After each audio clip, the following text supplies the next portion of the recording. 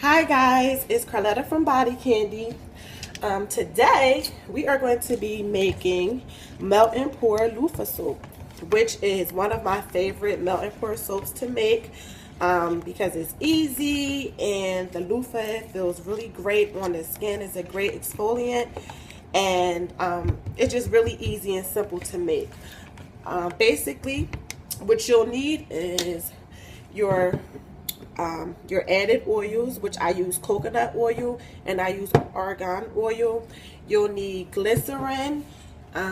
You'll also need your fragrance oil, which I chose to make my own mixture of coconut, vanilla, and pink grapefruit. It smells really, really, really good. Also, cornstarch, which is really good for the skin, and it helps your fragrance oil and your and whatever body oil you need.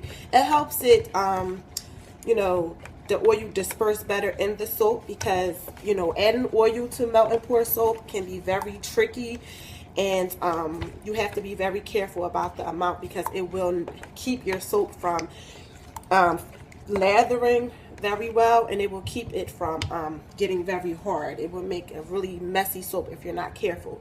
So basically what I do is I just add a drop of each. Like I have these little droplets here, and I just do one of these, and you know, I'm good to go. But I only use 2 oils.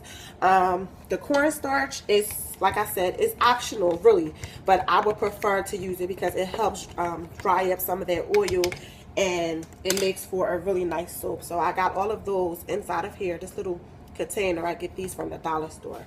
I'm also adding in some dried roses and oatmeal, and they smell really, really great. Just regular oatmeal and, you know, dried roses. I will be adding that to my mixture here. Also, my loofahs, I bought a loofah sponge. Is already, you know, a whole loofah, and I just cut the loofah in sections myself, and I just add them into this dollar store container that I use to do my soaps, and it's really great.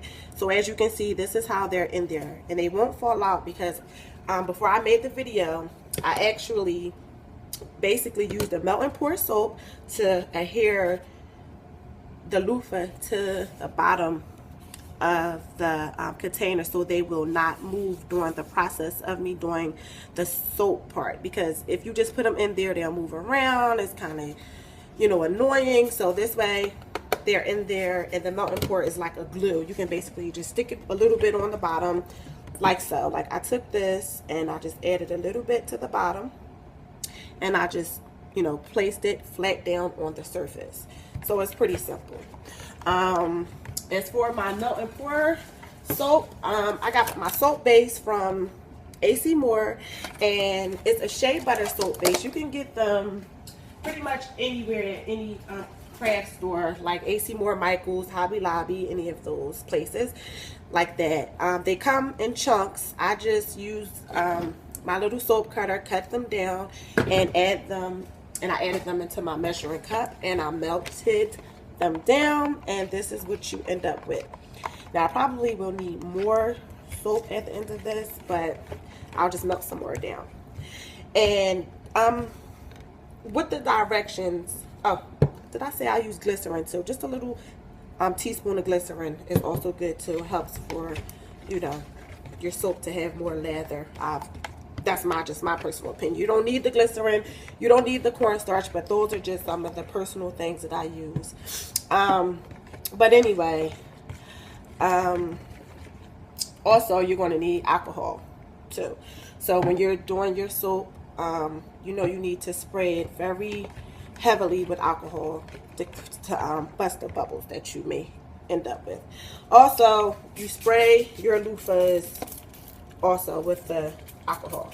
Lots of alcohol. It helps stick the soap to the loofahs really, really well. So you make sure you get in all the corners and everywhere with alcohol. It's very important. Now my soap has cooled. I use my hand to, excuse me, to test as far as when it's time to pour the soap. Some people would say you need a heat thermometer so that you can make sure you add your fragrance oils and everything to your soap. I've been making melt and pour soap for a long time, so I don't necessarily have to have that, but if you would like to go with those instructions, you're welcome to. But me, old-fashioned girl, I'll just go with the flow here. So I take and I add my my oil, my glycerin, and my fragrance in, and I stir it around. And make sure you stir it around very, very good. You want to make sure you get everything evenly inside of your melt and pour soap. Make sure it smells good enough for you. If not, you can go ahead and add more fragrance. If that's good enough for you, don't add any more.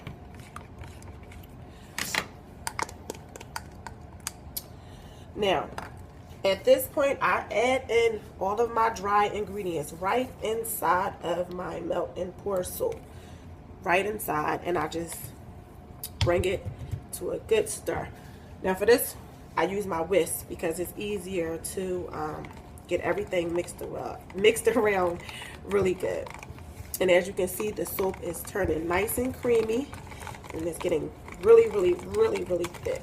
But when you use a whisk, it's much better because it really helps move the additives around, and it helps to get everything evenly inside of the soap, because sometimes all of the dry ingredients will rise to the top, so you don't want that. And if your soap is too hot, that causes that to happen as well. So you got to make sure that it's not super hot, but it's just warm to the touch. Keep stirring this around. Don't worry, guys, my hands are clean. Keep stirring it around. Now, at this point, we will, you know, begin to pour the soap, because it's getting the consistency of like a little thick, kind of creamy lotion kind of texture. So take that out and you slowly pour. I start in the middle, make sure you guys can see, and I pour it right over the soap. And the thing about the loofah soap, when you're doing this recipe, you can pour it right over top, and you don't have to worry about it being super perfect, because what happens is the soap itself is going to be perfect anyway, because it's just a gorgeous soap. And drop it, spray some alcohol on there, and make sure that everything is set perfectly. Some of these chunks down. And basically, there you have it, your loofah soap. And you let this set for about, I guess, maybe 45 minutes to an hour. Matter of fact, I'll say an hour if you really, really want to wait. And then you can cut them into their individual slices, and you're done. That's it. You'll end up with some great loofah soaps. They're going to smell amazing. They're going to be really, really good for the skin, and you're done. So if you have any questions or anything, please leave it in the comment bar down below, and I will do a video showing the cut of these beautiful loofah soaps. Oh, and let me not forget before I go, I'm going to add glitter also. You know, you can never go wrong with glitter, and you can add any color you want. I chose to do my angel glitter because it's so gorgeous. And voila, you're finished. I don't know if you can get a good visual of that, but when I do the cut and come back, you'll be able to see the whole soap. So you guys, until next time, thank you so much for all your support, and we appreciate you. Bye bye.